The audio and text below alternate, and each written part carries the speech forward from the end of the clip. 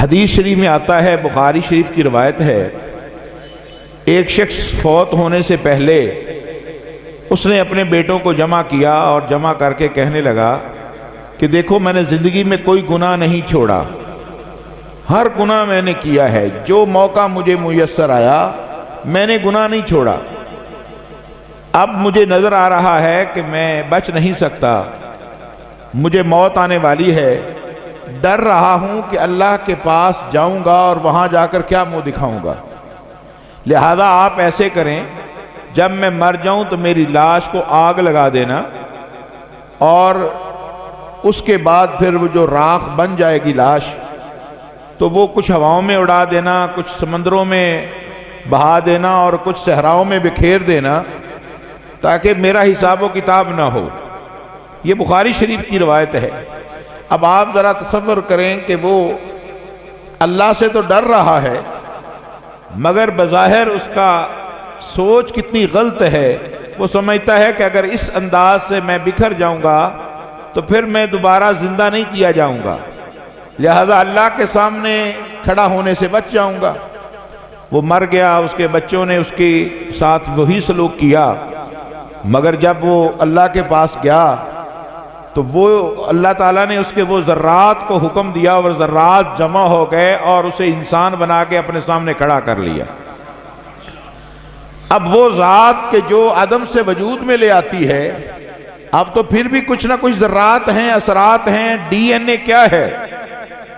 دیکھو نا، اب سائنس اتنی ترقی کر گئی ہے، علم الانسان ما لم یعلم، یہ کوئی سائنس کا کمال نہیں ہے، یہ اللہ ہی کا کمال ہے جس نے اسے اس کا علم عطا کیا ہے۔ اب اللہ نے جب اسے کھڑا کر لیا تو اللہ کہتے ہیں ہاں میرے بندے تو نے یہ کیا حرکت کی؟ یا اللہ میں نے تیرے خوف سے کی ہے، نیکی تو میرے پاس تھی کوئی نہیں۔ تو اللہ فرماتے ہیں کہ اچھا تو نے یہ خوف سے کیا ہے تو میں نے تمہیں جہنم سے آزاد کر کے جنت میں ڈال دیا۔ یہ چیک اینڈ بیلنس کا جو نظام ہے، یہ ہم مسجد میں کیوں آئے ہیں؟ دو ہی چیزیں ہیں، ایک اللہ کا خوف ہے، ایک جنت کا لالچ ہے۔ تو اللہ نے انسان کو پیدا کیا ہے، اور وہ ذات جو پتہ نہیں بے شمار مخلوقات کی خالق ہے، اور اس تمام مخلوقات میں سے انسان کو پیدا کیا ہے جس کو کراؤن آف کریشن کہتے ہیں، جو سب سے اشرف مخلوق ہے وہ یہ انسان ہے۔ اور یہ اشرف تب ہے کہ جب اللہ کو مانتا ہے۔ اللہ کو پتا تھا سائنس آئے گی، ترقی ہوگی، ٹیکنالوجی آئے گی، آئی ٹی آگے بڑھے گی، پوری دنیا میں بڑے بڑے نئے نئے نظام آئیں گے، اور ہم سمجھ بیٹھتے ہیں کہ بس شاید اللہ کی اب ضرورت نہیں ہے۔ یہ سارا کچھ اللہ رب العزت کا انسان کو تھوڑا سا جو عقل عطا کیا ہے، یہ اس کا حصہ ہے، یہ اس کا حصہ ہے۔ انسان اللہ کے سامنے اس کی کوئی حیثیت نہیں ہے۔ اب یہ چیک اینڈ بیلنس کا نظام رکھنے کے لیے اللہ نے کہا دیکھو، اچھائی کرو گے دنیا میں بھی تمہارا فائدہ ہے، آخرت میں بھی جنت ہے، اور اگر برائی کرو گے دنیا میں بھی گھاٹا ہے اور آخرت میں بھی جہنم ہے۔ اب یہاں مسجد میں آپ آئیں، آپ کو گرم پانی ملے گا، آپ کو اچھے صاف ستھرے غسل خانے ملیں گے، بیٹھنے کے لیے قالین ملے گا، گرمی ہے تو ایئر کنڈیشن ملیں گے، اور خرچ کتنا ہوا؟ فری۔ سینمے میں آپ جائیں، وہاں ٹکٹ بھی بھریں، دھکے بھی کھائیں، برائی بھی دیکھیں، گناہ بھی لازم کریں، وہاں پیسے دے کے جہنم تلاش کرتے ہیں، یہاں فری میں کوئی آنے کو تیار نہیں ہے۔ اللہ تعالیٰ نے انسانوں کے لیے راستے کھلے رکھے ہیں، اس لیے اللہ تعالیٰ نے فرمایا وَنَزَعُ الْمَوَازِينَ الْقِسْطَ لِيَوْمِ الْقِيَامَةِ۔ اے انسانوں، یہ تو سفر میں، حضر میں، اندھیرے میں، سویرے میں، چلتے پھرتے اٹھتے بیٹھتے، جو تم زبان سے بولتے ہو، ہاتھوں سے لکھتے ہو، پیروں سے چلتے ہو، ہاتھوں سے پکڑتے ہو، دل میں اور دماغ میں جو سوچے لاتے ہو، وَنَزَعُ الْمَوَازِينَ الْقِسْطَ لِيَوْمِ الْقِيَامَةِ، یہ قیامت والے دن ہم نے تول لینا ہے، ہم نے ایک ایسا ترازو گاڑ دینا ہے، اس پر نیکیاں بھی تلیں گی، اس پر گناہ بھی تلیں گے۔ میں نے سوچا اس بات پر کہ اللہ کی اس میں کیا حکمت ہے کہ تولنے کی کیا ضرورت ہے. ہم نے نماز پڑھی، اب نماز کا کتنا وزن ہوگا؟ کسی نے روزہ رکھا، روزے کا کتنا وزن ہوگا؟ ہم نے سبحان اللہ کہا، اس کا کیا وزن ہوگا؟ کبھی سوچا ہے آپ نے؟ گننا چاہیے. نمازیں کتنی پڑھی گن لیں، آسان ہے. 70 سال عمر تھی، اچھا 70 سال میں بچپن نکال دیں، باقی کتنے سال بچے؟ 5 کے حساب سے آپ ضرب دے لیں. نمازیں گننا آسان ہے. 70 سال کی عمر کے روزے کتنے تھے جوانی میں؟ روزے گننا آسان ہے. ذکر اذکار گننا آسان ہے. تو اگر گن لیا جائے تعداد نیکیوں کی زیادہ، گناہ بھی گن لیے جائیں، مگر اللہ کہتے نہیں وَنَزَعُ الْمَوَازِينَ الْقِسْطَ لِيَوْمِ الْقِيَامَةِ، ہم تیرے اعمال کو تولیں گے، تیری نماز کو تولیں گے، تیری اذکار کو تولیں گے، تیرے سجدوں کو تولیں گے، تیرے تشہد کو تولیں گے، تمہارے صدقے کو تولا ہے، تمہاری زکوٰۃ کو تولا ہے، تمہارا مسکرانا تولیں گے، تمہارا اپنی کھلی پیشانی سے کسی دوست اور مہمان کو ملنا تولیں گے. اس کا مطلب کیا ہے؟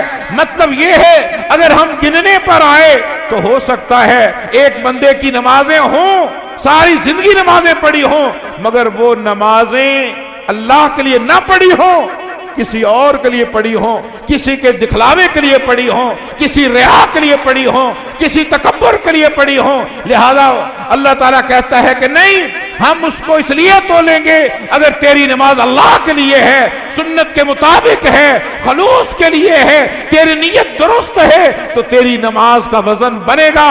اور اگر تیری نیت درست نہیں ہے وَقَدِمْنَا إِلَىٰ مَا عَمِلُوا مِنْ عَمَلٍ فَجَعَلْنَاهُ هَبَاءً مَنْثُورًا، تو تیرے جتنے بھی عمل ہمارے سامنے آئیں گے ہم ان کو کوڑا کرکٹ بنا کے اڑا کر رکھ دیں گے، ان کی کوئی حیثیت نہیں ہوگی. وَلَا نُقِيمَ لَهُمْ يَوْمَ الْقِيَامَةِ وَزْنًا، اور بعض ایسے بدبخت ہوں گے جو عمل کر کے آئیں گے مگر وہ اتنے بے وزن ہوں گے، اتنے ویٹ لیسٹ ہوں گے کہ ہم ان کے اعمال کو تولنے کے لیے میزان بھی نہیں لگائیں گے،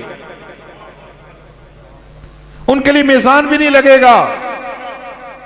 وَنَزَعُ الْمَوَازِينَ الْقِسْطَ لِيَوْمِ الْقِيَامَةِ فَلَا تُظْلَمُ نَفْسٌ شَيْئًا، ظلم نہیں ہوگا. یہ پتوں کی کے دکانداروں کا ترازو نہیں ہے، یہ لاہور کے آڑتیوں کا ترازو نہیں ہے، یہ کوئی لکڑی تولنے والا ترازو نہیں ہے، یہ سونا تولنے والا ترازو نہیں ہے، یہ عطر اور عنبر تولنے والا ترازو نہیں ہے. آج اگر دنیا میں ہوا کا وزن ہو سکتا ہے، بخار کا ٹمپریچر چیک ہو سکتا ہے، گرمی اور سردی کا ٹمپریچر چیک ہو سکتا ہے، تو اللہ میزان لگا کے ہر ایک چیز کا اللہ تعالیٰ وزن کرے گا. فَلَا تُظْلَمُ نَفْسٌ شَيْئًا، دنیا میں ظلم ہو سکتا ہے، کوئی بڑا چودھری، بڑا مالدار، کوئی وڈیرا، کوئی وزیر، کوئی مشیر اپنے عہدے اور مرتبے اور جاہ و جلال سے ظلم کر سکتا ہے، مگر قیامت والے دن کسی پر کوئی ظلم نہیں ہوگا. وَإِن كَانَ مِثْقَالَ حَبَّةٍ مِّنْ خَرْدَلٍ، اگر تمہارے اعمال میں رائی کے دانے کے برابر، مطلب یہ ہے کہ ذرے کے برابر بھی اگر کسی کی نیکی ہوگی اَتَيْنَا بِهَا، ہم وہ بھی اس دن سامنے لے آئیں گے. اگر ذرے کے برابر کسی کی برائی ہوگی اَتَيْنَا بِهَا، ہم وہ بھی سامنے لے آئیں گے. ذرہ کتنا بڑا ہوتا ہے؟ ذرہ اس ایٹم کو کہتے ہیں کہ جس کی مزید تقسیم نہ ہو سکے، اس سے چھوٹی کوئی چیز نہ ہو. ذرہ اسے کہتے ہیں جس سے کوئی چھوٹی چیز نہ ہو، خوردبین سے اسے دیکھنا پڑے، اس کے مزید اسے اگر آپ چاہتے ہیں کہ تقسیم کریں، اس کے حصے کریں، نہیں ہو سکتے. اَتَيْنَا بِهَا، قرآن کہتا ہے تمہاری نیکی ذرے کے برابر ہوگی، سامنے آ جائے گی، تمہارے گناہ ذرے کے برابر ہو جائیں گے، ذرے کے برابر گناہ بھی سامنے آ جائیں گے. خیر یرا، اگر تمہاری نیکی خیر یرا، ایسی نیکی ہوگی ذرے کے برابر ہے، سامنے آ جائے گی. اسی طرح شر یرا، تمہاری برائی بھی سامنے آ جائے گی اور کسی پر اس دن ظلم نہیں ہوگا. اور قرآن کہتا ہے فَأَمَّا مَنْ ثَقُلَتْ مَوَازِينُهُ فَأُمُّهُ، فرمایا کہ جس کے میزان میں اعمال بھارے ہو گئے، فَهُوَ فِي عِيشَةٍ رَاضِيَةٍ، وہ موج کی زندگی میں ہوگا، اپنی مرضی کی زندگی میں ہوگا. اس کا ترجمہ یہ کروں، اگر راضیہ کے لفظ ہیں راضیہ کا مطلب راضی ہونے والا بندہ، جس طرح کی چاہے گا اس طرح کی زندگی گزارے گا، کیونکہ اللہ نے جو اس کے لیے جو اللہ نے ڈیکوریشن کی ہے وہ تو ہے ہی ہے۔ جب اس کی ڈیکوریشن کے بعد اللہ پھر بھی پوچھے گا کوئی اور چیز چاہیے، کوئی اور چیز چاہیے؟ اب وہ بندہ جو یہاں دنیا میں پریشان بیچارہ گیا، جس کی کوئی عزت نہیں، کوئی حیثیت نہیں، دنیا کے محلات اور جنتیں اور حوریں دیکھ کے، انعام و کرام، حور و قصور دیکھ کے وہ اتنا خوش ہے، اللہ کہتا ہے اچھا کوئی اور چیز، اچھا بھی کوئی اور چیز۔ اچھا میزبان اپنے مہمان سے پوچھتا ہے تاکہ یہ راضی ہو کر جائے، دعا کرے ہمارے لیے، خوش ہو کر جائے۔ اللہ کہتا ہے تو میرا مہمان ہے، میرے جنتی مجھے بتا کچھ اور تمہیں چاہیے، کچھ اور چاہیے؟ کہتا ہے یا اللہ اور کیا مانگے، کچھ بھی نہیں، ہر چیز وافر ہے، جو دل میں خیال آتا ہے وہ پہلے ہی پورا ہو جاتا ہے۔ اللہ آخر میں کہتے ہیں اچھا ایک چیز باقی ہے جو میں تمہیں عطا کروں گا۔ وہ کہتا ہے یا اللہ میری سمجھ سے باہر ہے، وہ کیا باقی ہے؟ اللہ تعالیٰ کہتے ہیں ایک چیز ہے، رضوان اللہ اکبر۔ سب سے بڑی خوشی یہ ہے، سب سے بڑی نعمت یہ ہے، آج میں عرش والا رب اعلان کرتا ہوں میں تم پر راضی ہو گیا ہوں، میں کبھی ناراض نہیں ہوگا۔ حدیث شریف میں آتا ہے عبداللہ بن مسعود رضی اللہ تعالیٰ عنہ، یہ دبلا پتلا صحابی ہے، پتلی پتلی اس کی ٹانگیں ہیں، اور یہ وہ عبداللہ مسعود ہے جس نے ابو جہل کی گردن کاٹی تھی، اور جب اس کی چھاتی پر یہ چڑھا تو ابھی اس میں ذرا جان تھی۔ اس نے کہا میرے چھاتی پر کون چڑھا ہے؟ کہا جی عبداللہ بن مسعود۔ کہا کون؟ کہا جی فلاں۔ اچھا فلاں بکریاں چرانے والے کا بیٹا، چرواہے کا بیٹا۔ تکبر ہے، غرور ہے، غمنڈ ہے، جیسے آج ہمارے ہاں لوگوں کو اپنے مال پر، دولت پر، عہدوں پر عزت اور غرور اور جگیروں پر بڑا غرور ہوتا ہے۔ کہتا ہے اچھا تو بڑی اونچی جگہ پر چڑھ گیا ہے۔ یہ عبداللہ بن مسعود کہ جو سوچ بھی نہیں سکتا تھا، آج اسلام کی قوت سے اللہ نے ابو جہل کی چھاتی پر چڑھا دیا۔ ایک دن میرے پیغمبر نے کہا ابو جہل کی چھاتی پر چڑھنے والے اس عبداللہ کو کہا اے عبداللہ میرے لیے مسواک لے کر آؤ۔ وہ درخت پر چڑھے، پینو کا درخت ہے، حدیث میں آتا ہے، اب درخت پر جو ہی چڑھے فجعلت الریح تکفوہ، ہوا کے جھونکے آئے، کبھی وہ ہوا کے جھونکے پر، ہوا کی دوش پر، ٹہنی پر ادھر کو جاتے ہیں، کبھی ادھر کو جاتے ہیں۔ حدیث میں آتا ہے فجعلت الریح تکفوہ، وہ ہوا کے ساتھ ساتھ ادھر جاتے ہیں۔ اور حدیث میں آتا ہے وقانا دقت الساقین، پتلی پنڈریوں والا یہ صحابی ہے، اور اس کی پنڈریوں سے کپڑا اوپر اٹھ جاتا ہے۔ صحابہ ہنسنے لگے، فضاحک القوم، لوگ مسکرا پڑے۔ میرے پیغمبر نے پوچھا مما یضحکون، کس بات پر ہنس پڑے ہو؟ کہنے لگے آقا دیکھتے نہیں کہ اس کی پنڈیاں اتنی پتلی ہیں جیسے مسواک ہوتا ہے، کہیں یہ عرب کی ہوا اس کو ساتھ ہی نہ اڑا کے لے جائے۔ میرے پیغمبر نے وہاں جو کلمات کہے سونے کے پانی کے ساتھ لکھنے کے قابل ہے۔ آپ نے فرمایا والذی نفسی بیدی، مجھے قسم ہے اس ذات کی جس کے ہاتھ میں محمد کی جان ہے، فرمایا قیامت کے دن اسقل فی المیزان من احد، قیامت کا دن ہوگا اس صحابی کی پنڈلیوں کو جب ڈالا جائے گا میزان میں، احد پہاڑ سے زیادہ وزنی اس کی یہ پتلی پنڈلیوں کو اللہ کر دے گا۔ پتلی پتلی پنڈلیاں اور احد پہاڑ سے بھاری، کیوں؟ اسلام کی وجہ سے، میرے پیغمبر کی ساتھ نسبت کی وجہ سے۔ یہ آج پتلی پنڈلیاں وزنی ہو گئی، ان میں طاقت و قوت آ گئی، یہ احد پہاڑ کے برابر نہیں۔ اسقل فی المیزان من احد، احد پہاڑ سے بھی بھاری ہو گئی۔ یہ ایمان ہے، یہ ایمان ہے، توحید کی دولت ہے۔ یہ اتنا کمزور صحابی اتنا وزنی ہو گیا۔ اور ایک روایت میں آتا ہے نبی اسلام نے فرمایا ایک شخص لایا جائے گا، ان الرجل العظیم الثمین لیاتی یوم القیامہ لا یذن جناح بعوضہ، ایک موٹا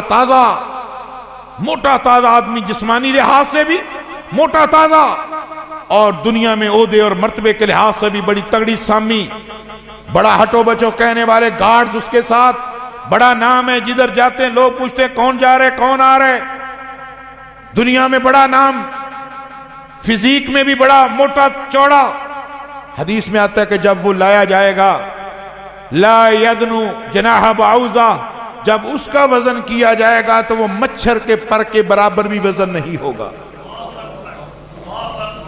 مچھر کے پر کے بھی برابر، مچھر کے نہیں، مچھر کا پر، یعنی اتنا ویٹ لیس، اتنا بے وقت، اس کی کوئی حیثیت نہیں.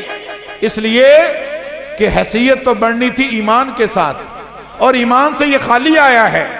یہ جسم کو بڑھاتا رہا، اپنے پیٹ کی چربی بڑھاتا رہا، اپنے جسم کو بڑھاتا رہا، اس جسم کے آرام و آسائش کے لیے کوٹھیاں، بنگلے، بیڈ روم، کامن روم، ڈرائنگ روم بناتا رہا، فارم ہاؤس بناتا رہا، اعلیٰ اور قیمتی گاڑیاں خریدتا رہا، اس جسم کی تزئینوں کے لیے ایئر کنڈیشن اور سردی میں ہیٹر لگاتا رہا، اور یہ اعلیٰ کھانے کھاتا رہا. مگر آج اس کے پاس عمل نہ ہونے کی وجہ سے لا یدنو جناح بعوضہ، اللہ کے ہاں اس کے موٹے تازے جسم کی عزت اور وقار اور وزن ایک مچھر کے پر کے برابر بھی نہیں ہے. تو پتہ یہ چلا وزن کس کے ساتھ ہے؟ ایمان کے ساتھ. کس کے ساتھ ہے؟ بولے کس کے ساتھ ہے؟ ایمان کے ساتھ. ایمان نہیں تو وزن نہیں ہے. آپ دیکھتے نہیں آج اس جدید دور میں ساری دنیا مل کے اکٹھی افغانستان پر حملہ کرتی ہے، اور جن کو ہم نے پکڑ کے ان کے حوالے کیا تھا، آج ساری دنیا ان کے ساتھ بیٹھ کے مذاکرات کر رہی ہے، معاہدے سائن کر رہی ہے، آج ان کو پروٹوکول اور اذنیں دے رہی ہے. ارے وہ سروں پر پگڑیاں رکھنے والے، پگے باندھنے والے، کندھوں پر ساوے رکھنے والے، جن کی کوئی حیثیت نہیں تھی، آج اللہ نے اس جدید دور میں دکھا دیا کہ ایمان کے ساتھ عزت ہوتی ہے. آج بھی آپ ان کا اٹھنا بیٹھنا، چلنا پھرنا اگر آپ دیکھیں، آپ حیران رہ جائیں گے کس شان بے نیازی کے ساتھ وہ گھومتے ہیں. یہ عزت ان کو دینے والا کون ہے؟ عزت دینے والا کون؟ اللہ ہے. ایمان کے ساتھ وزن بڑھتے ہیں.